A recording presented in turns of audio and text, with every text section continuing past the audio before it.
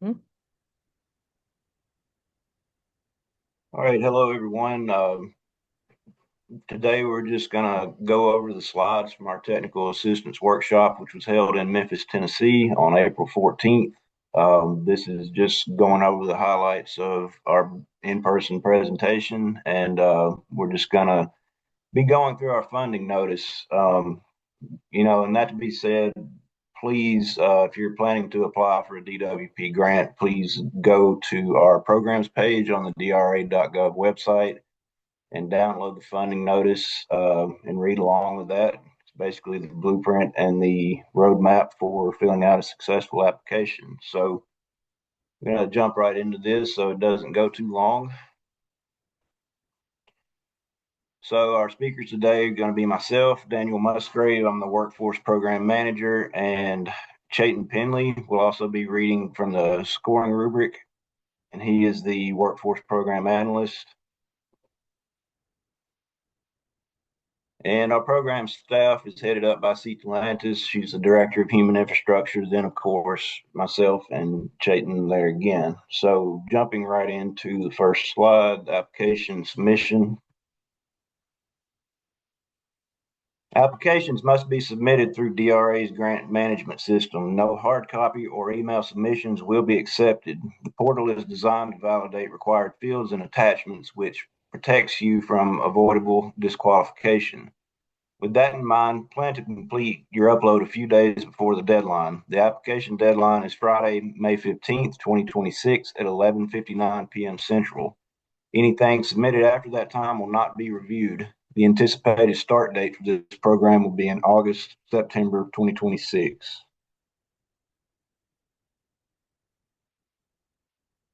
Program purpose: DWP funds workforce projects that help Delta and Alabama Black Belt communities recover from job losses by building employee-driven talent pipelines and pathways to quality jobs.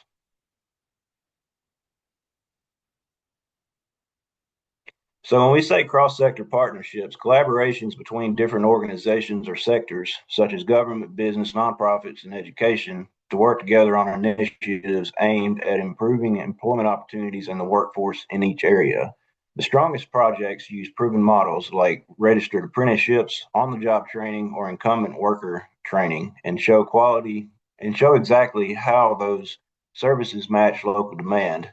It's also fine to budget for curriculum development and essential equipment when it directly enables high quality jobs, job aligned training. The key is demonstrating that these investments translate to better instruction, hands on practice, and ultimately employer validated hires.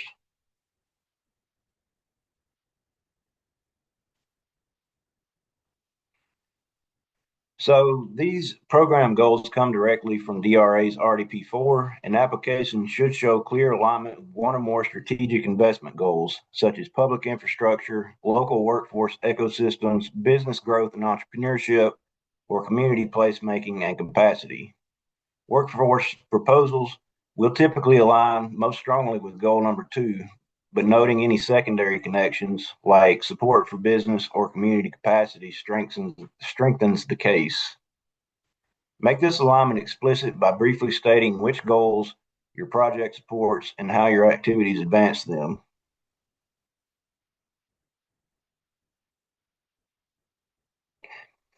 So, the investment priorities: support industry led, worker centered workforce training.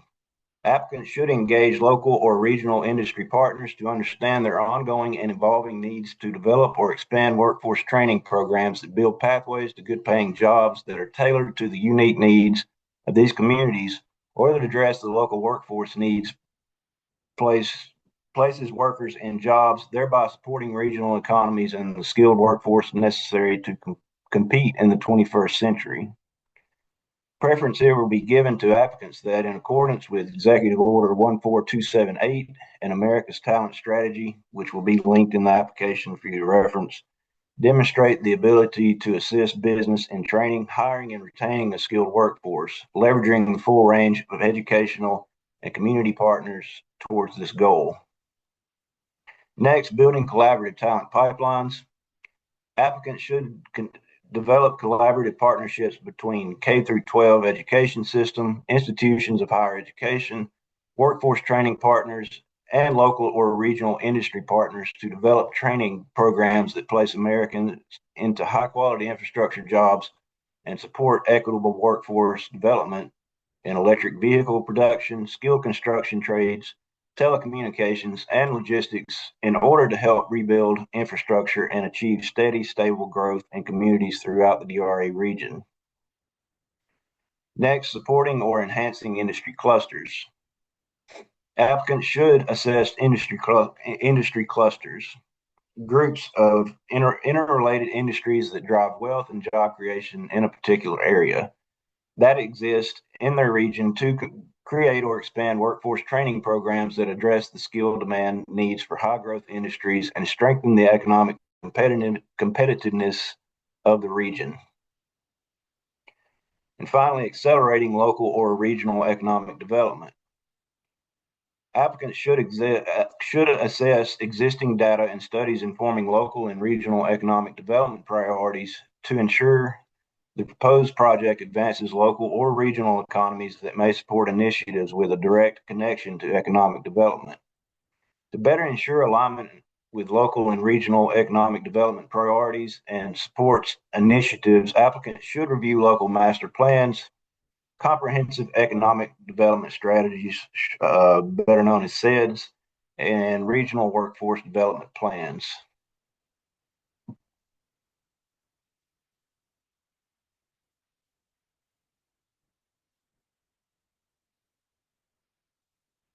So the 2026 DWP objectives, job placement and quality wages, means provide workforce development services to dislocated workers, incumbent workers, or new entrants to the workforce, ultimately leading to gainful employment in high growth industries or sectors. Career development refers to provide skills, training, and workforce development services and high quality training efforts like registered apprenticeships that result in industry recognized credentials or certifications for high quality in demand careers. And strategic investment, strengthening industry clusters or sectors and advance local and regional economies, especially in economically distressed counties and parishes, which are defined by DRA, or persistent poverty counties or parishes, which are defined by the U.S. Department of Agriculture's Economic Research Service.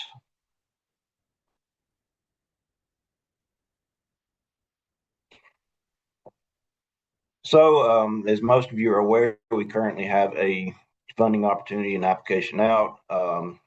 Our funding amount is at least $4 million.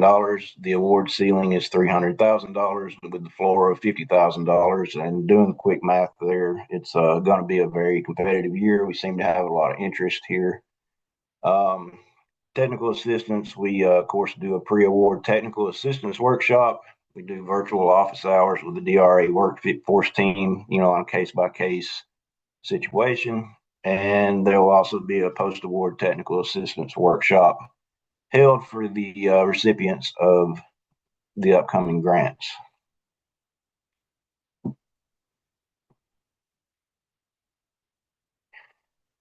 The period of performance for the 2026 Delta Workforce Program is 24 months. You may determine the timeline for the project within the 24-month window. So if you're able to wrap it up in 16, 17, 18 months, just whatever it takes to achieve your outcomes. The period of performance will begin once you've received the notice to proceed. The notice to proceed sets the official start date of the project and triggers a 24-month project timeline.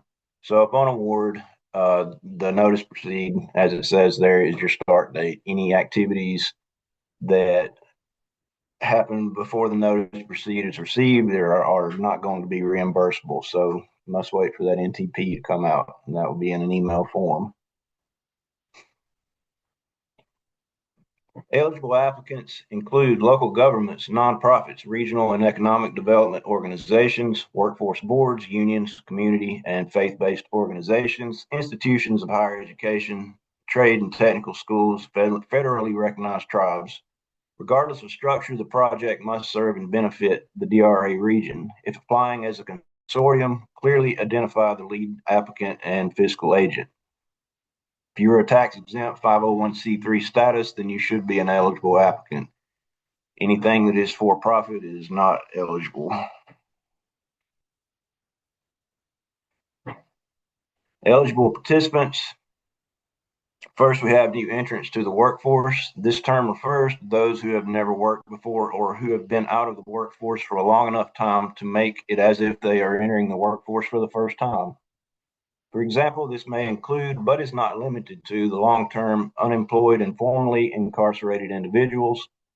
Also eligible, consistent with federal and state wage employment laws, are youth who are enrolled in high school and are currently or will be eligible to be employed before or within 6 months after the end of the grant life cycle, and youth who have dropped out of school and are seeking their first full-time job. Dislocated workers. This term refers to individuals who are terminated or laid off or have received a notice of termination or layoff from employment or were self-employed but are now unemployed. Incumbent workers. This term refers to individuals who are employed but need employment and training services to secure full-time employment, advance in their careers, or retain their current occupations. This includes workers who are paid low and medium wages who benefit from upgrading their skills to retain employment or advance in their careers, and workers who are currently working part-time.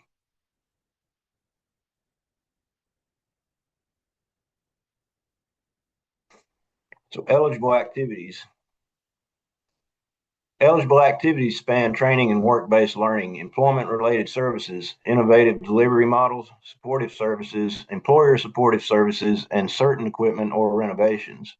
Training must be cost-free for participants. New construction isn't allowed, but renovations and equipment can be eligible when tied directly to training delivery and federal cost principles.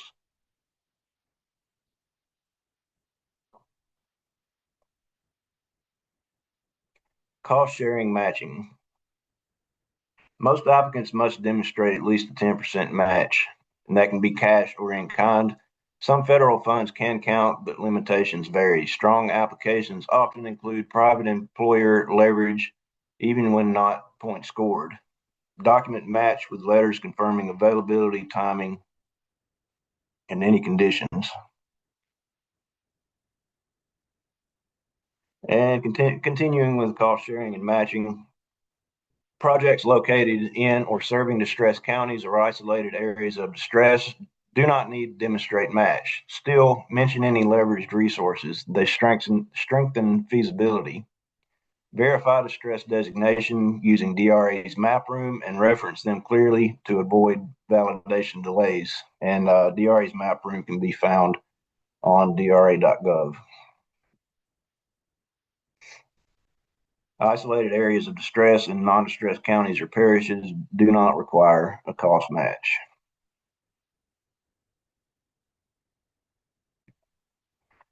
Project team. For program eligibility, at least one member of the project team must be located in the DRA region. However, it is not a requirement for each member of a project team to be located in the DRA region.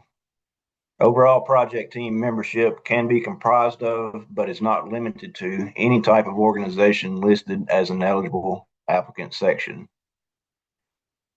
Project team membership within the application must have roles assigned and a resume attached. If an individual from your organization is working on the project, then they must have a resume and description of their roles.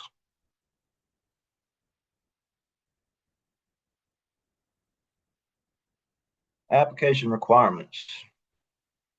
Applicants must demonstrate engagement with at least one employer, document where trainees will be hired, how employers contribute to the curriculum, and what commitments they're making. Confirm participant eligibility by showing that they live and work in the DRA region.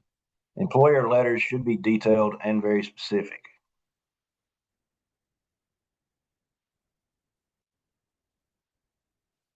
Application requirements continued. You may train for jobs outside the region, but employment should not require relocation. Provide labor market evidence showing demand in high growth industries and explain how jobs are accessible to participants. Reference occupations and credentials tied to employer needs.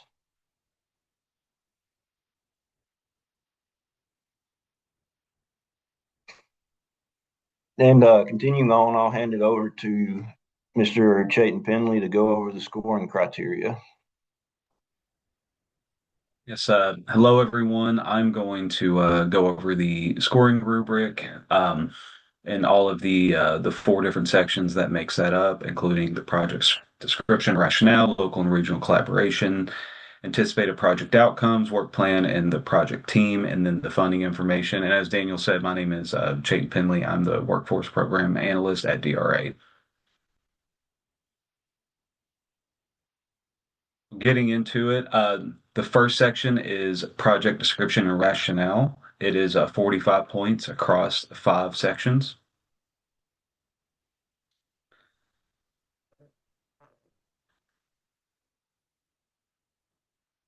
So the first one is the description of the project service area and community needs. This is can be up to 10 points, and the applicant should describe the project service area, including the workforce challenges faced by the communities they seek to serve. The details that you should include in this section are the population demographics, the median household income, the unemployment rate, and labor force participation rate, amongst other variables. Responses that describe their specific needs while identifying target populations and community benefits they hope to provide will receive full points. The next section is the project design and implementation. So the first section was giving us an idea of what is the area that you're going to serve and what are the target populations. This is where you will outline a coherent and feasible approach for addressing identified community and workforce needs. This section should detail grant activities, including the specific actions to be taken, timelines for each phase of the grant, the responsible personnel, and the resources required. For each proposed grant activity, the applicant will be scored upon their description of how the evidence base supports that the service provided will lead to the desired outcomes. This description of the evidence base should include both evidence cited in the eligible activity section above, as well as any relevant additional high quality evidence that specifically supports the applicant's proposed activities. The third section, the description of workforce needs. This is just diving a little deeper. We've identified the area, showing how what our work plan is, our design that we're going to go about it. And then this is just going a little bit further into what are the specific workforce needs in region or area. So the applicant should describe the specific workforce needs of local and or regional employers and the local workforce needs the project aims to address. This section should also explain how the project will benefit job seekers and workers in the service area, particularly focusing on underserved and marginalized populations. The applicant should outline strategies for ensuring access to training and employment opportunities, including support services such as childcare, transportation, and language assistance. Finally, the applicant should describe how the project will engage community organizations and stakeholders to foster a more inclusive workforce development environment. And then lastly, the applicant must demonstrate how their project activities will either take place in or benefit at least one or more distressed or isolated parish/counties within the DRA footprint.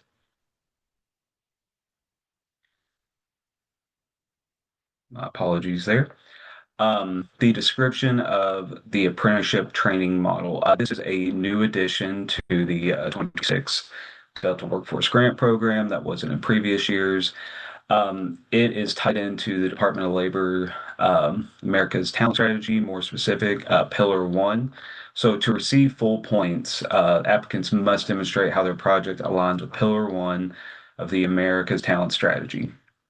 So Pillar 1 is the industry-driven strategies, building reliable talent pipelines through a workforce system led by industry and aligned with America's economic priorities. And this includes scaling registered apprenticeships, aligning education with workforce needs, growing industry-specific training, including through incumbent workers, and then modernizing and aligning career and technical education.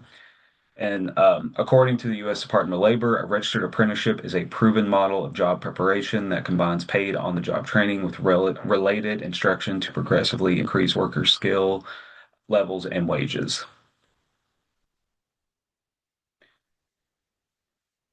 Section 5 is the alignment with local, regional, or state economic development plans and workforce strategies. Um, and all of these are crucial for the successful implementation and long-term viability of a workforce development project. Alignment not only ensures the project's relevance, but also enhances its potential for impact and long-term success. To gain full points, applicants must demonstrate how their projects advance goals or addresses specific needs or actions outlined in the America's Talent Strategy and across plans from entities such as workforce investment boards, regional economic development organizations, and or related organizations such as chambers of commerce. Moving on to the next part of the scoring rubric, we have local and regional collaboration tied to community workforce demand.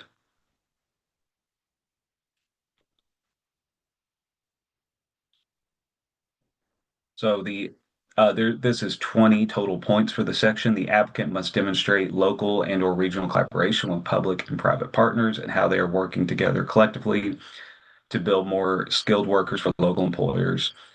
To be considered for full points, applicants must describe the role and responsibilities of each partner, identify any leverage resources, which cash, income, or other, and how they work with their collaborative partners to meet workforce demand and employer needs.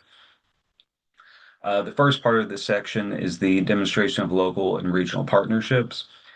The applicant should demonstrate robust partnerships with local and regional entities representing the public, private, and nonprofit sectors. These partnerships should be collaborative efforts made to align the project with regional development plans, community needs, and the strategic goals of the involved partners. Emphasis should be placed on how these partnerships will enhance the project's capacity to address local challenges, leverage additional resources, and foster long-term community benefits. To receive full points, the applicant must provide letters of support from engaged partners. Each letter should detail the extent of the partner's engagement, including their specific roles and responsibilities, contribution, which can be financial or in kind, and the anticipated impact of their involvement on the project outcome. Continuing on, we have the documentation of employer need. The applicant must provide letters of engagement from at least one local or regional employer. These letters should detail the employer's workforce challenges, including the specific local workforce needs to be addressed by the project and how the employer intends to participate in the proposed project, which could be curriculum development, on-the-job training, allowing for registered apprenticeships. Letters should also highlight any collaborative efforts with the applicant and other local entities to ensure the project's success. Applicants that do not include at least one letter from an employer partner will not be considered. This is a requirement. You have to have at least one employer partner tied to your Delta Workforce Program application. Going on to the third part of the scoring rubric, the anticipated project outcomes, work plan, and project team for a total of 25 points. First, the anticipated project results. The applicant must provide specific, measurable, achievable, reasonable, and time-bound or SMART project outcomes to be accomplished during the period of performance. These outcomes should be achievable within the project's timeframe and aligned with the broader goals and objectives of the project. The applicant should ensure that the proposed outcomes are both realistic and feasible given the project scope, resources, and time frame, providing specific metrics and clear evidence to support the feasibility of achieving these outcomes. The applicant must also provide evidence demonstrating how the proposed anticipated results were determined. For the purposes of this FOA, the term results is inclusive of both outcomes and outputs. So, for example, training 25 individuals in advanced manufacturing skills over a 24-month project period would demonstrate a realistic and attainable output. Additionally, the applicant should detail how each proposed outcome directly addresses their identified needs and challenges, ensuring that the outcomes are specific and measurable with a clear connection to the project's goals. And continuing on, these are the outcomes that will be asked, the estimated or proposed amounts that you will include in the application, which includes jobs created, jobs retained, individuals trained, and then communities served. And then the last two that will also go with that are the individuals earning industry recognized certificates. Some examples of these include, CNA, OSHA safety certifications, CPR, ASC or automotive service excellence, first aid certifications, those type of certificates that can be provided that are industry specific.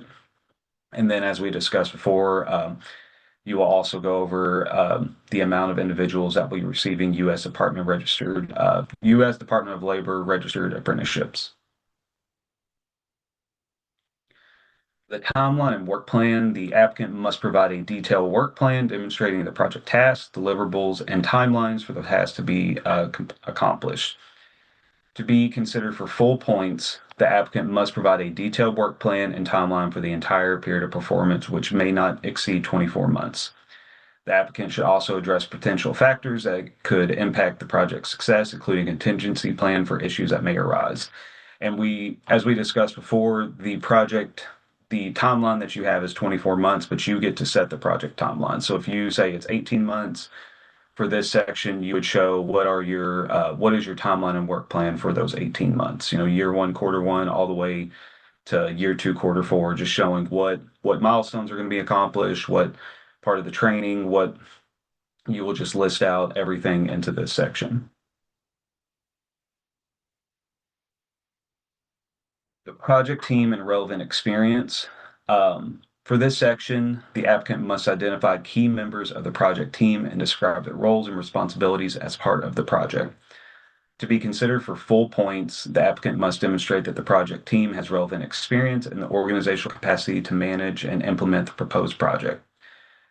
This includes prior experience and demonstrated capacity for managing complex federal grant requirements, staff resumes, and/or job descriptions for positions that the applicant is proposing to fill with grant funds must be included as attachments to the application. So if you have a position that will be created as a result of this grant, but there is not currently an individual in that spot, you will not have a staff resume to provide. You will just provide the job description. Once someone is hired for that role, you will then provide a resume for that, but that would be in the post-award part of this grant.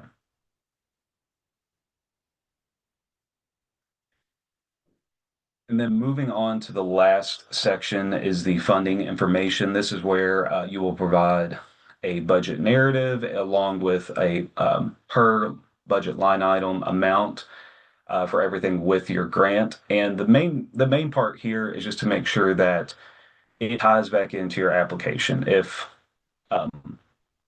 the budget itself does not coincide with the narrative that's been provided in the remainder of the section, then it could just lose some points there for not being,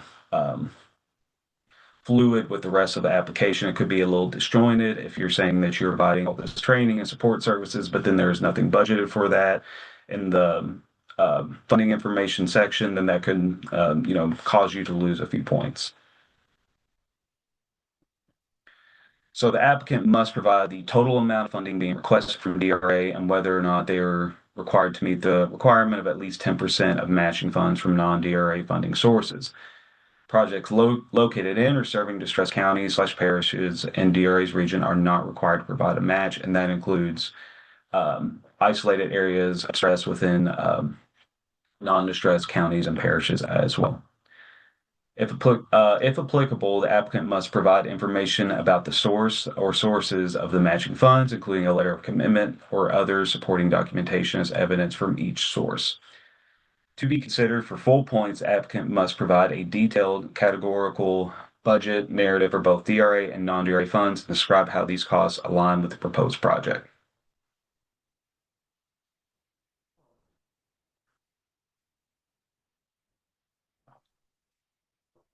So the budget narrative must provide a description of costs associated with each line item. The total of each cost category must add up to the entire grant amount, which is 300,000. It cannot exceed that amount. You must provide clear and specific detail, including costs for each item, so that we are able to determine whether the costs are necessary, reasonable, and allowable to the project described in the project narrative. The budget narrative should also include a section describing any leverage resources provided as applicable to support grant activities. Leverage resources are all resources, both cash and in-kind, in excess of this award or would be listed as the matching funds. For this section, we're going to go over each budget narrative category, you can call it each line item of the budget. Just going over what can be included in there just to give a better idea of what to include with your application. So whenever you are going through and doing the narrative, each category should include the total estimated cost for the period of performance. And then we are going to go over the following guidance to prepare your budget narrative. For personnel, you will list all staff positions by title, including individuals hired by an employment contract, including the roles and responsibilities as they relate to this proposed project. For each position, give the annual salary, the percentage of time devoted to the project, and the amount of each position's salary funded by the grant. Any member of your organization that will work on the grant funded or will work on the project funded by a DWP grant is classified as personnel. For fringe benefits, you'll provide a breakdown of the amounts and percentages that comprise the fringe benefits costs, such as health insurance, FICA, retirement, and then etc. Fringe benefits tied to the personnel expenses for members of your organization that are directly working on the project funded by the DWP grant. So if there is someone that is already being paid through the personnel line item, then they can also fall under the fringe benefit line item. You will just need to give that description as it relates back to the personnel. For travel, this is for grantee staff only.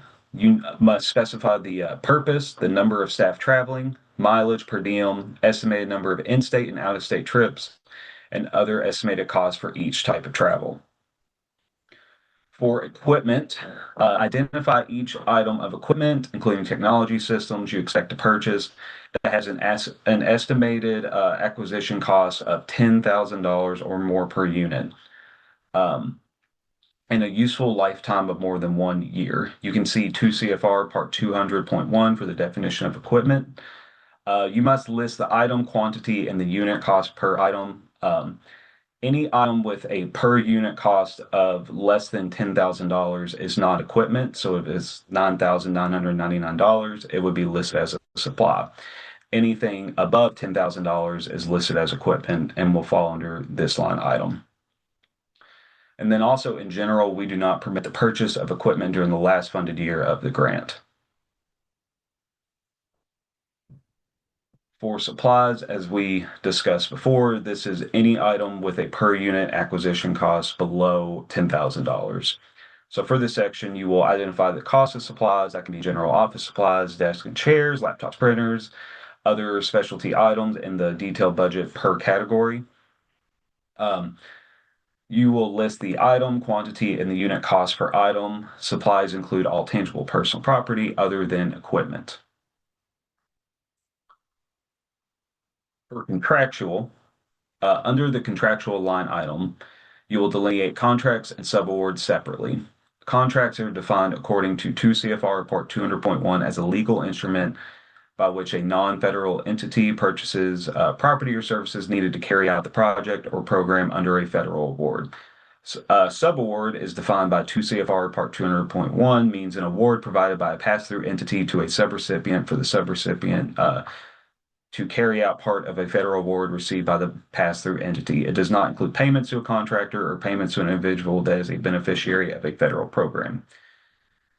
An easy way to identify contractual expenses are services, renovations, and third-party work being completed by individuals that are not a part of your organization. So if there are no individuals that are a part of your project team or there are services that are outside of your organization, they would fall under contractual.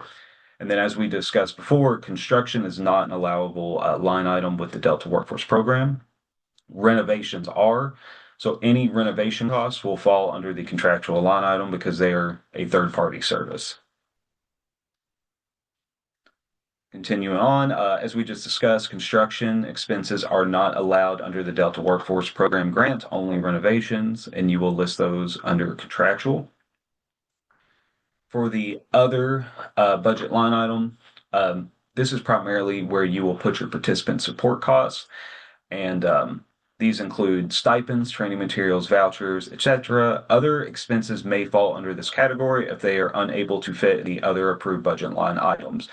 You will just need to separate those out within the budget narrative. What is a participant support cost and what is a line item that does not fit into the others. For indirect cost, um, these are costs incurred by an organization that are not readily identifiable with a particular project or program, but are nevertheless necessary to the operation of the organization and the performance of its programs. If you include an amount for indirect cost, you can do this either through a negotiated indirect cost rate agreement, a NICRA, or the de minimis rate of 15%. If you have a NICRA in place, you will just need to provide an explanation of how the indirect costs were calculated. This explanation should include which portion of each line item, along with the associated cost, are included in your cost allocation base. You must also provide a current version of the NICRA.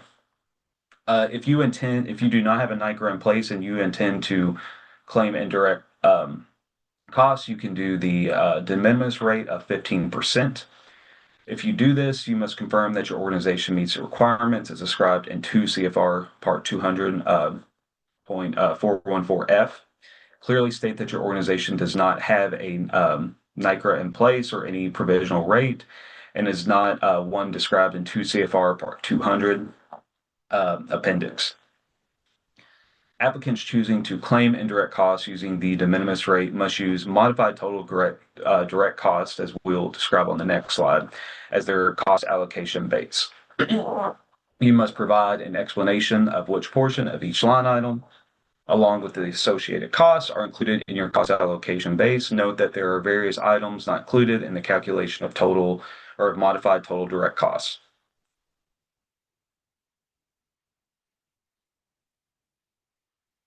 This can be found in your FOA, but the calculation of a modified total direct cost, if you are claiming the de minimis rate, includes direct salaries and wages, applicable fringe benefits, materials and supplies, services, travel, and then up to the first 25,000 of each subaward or subcontract. You cannot include equipment, capital expenditures, charges for patient care, rental costs, tuition remission, scholarships and fellowships, participant support costs, and then the portion of each subaward or subcontract in excess of 25,000.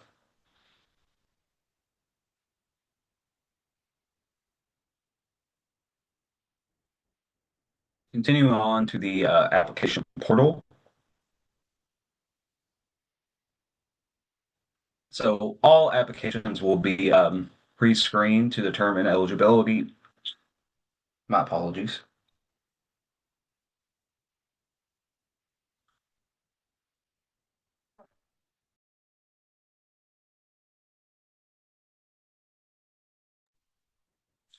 And completeness, and you'll be notified during the process of requests for explanations. Need to clarify questions that DRA may have concerning your application. Ensure that the contact person on the application has their current information and can make the necessary changes to the application. Please make sure that all parts of your application are complete before it is submitted. And then just a kind of rule of thumb, best practice, make sure that you have a printed copy, a version saved on your desktop, just multiple copies of this in the event that an application is deleted or you lose sections, just something as a backup so that you do not use the work or lose the work that you've completed.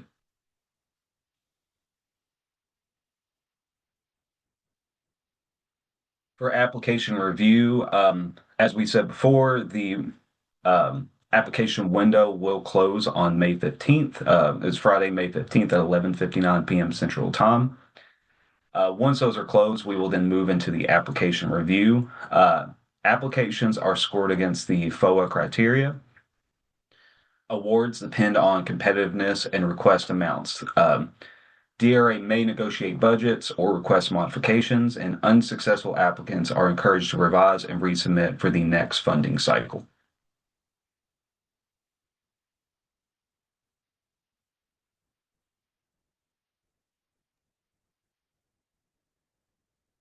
Thank you, Chayton. This has been a quick rundown. In that case, I'd again encourage you go on to dra.gov, the Delta Workforce program page, and download and read your FOA. In a case that you read your FOA and you still have questions, our contact information is still on the screen here, which I'll leave up as I go through our final remarks.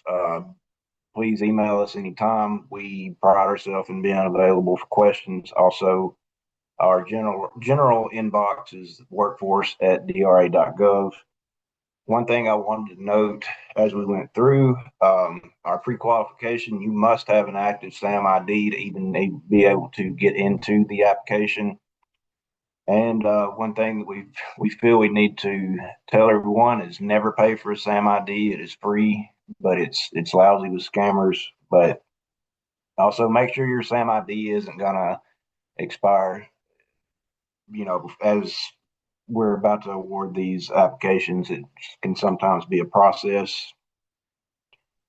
Um, Anything else you want to add before we close, Chayton?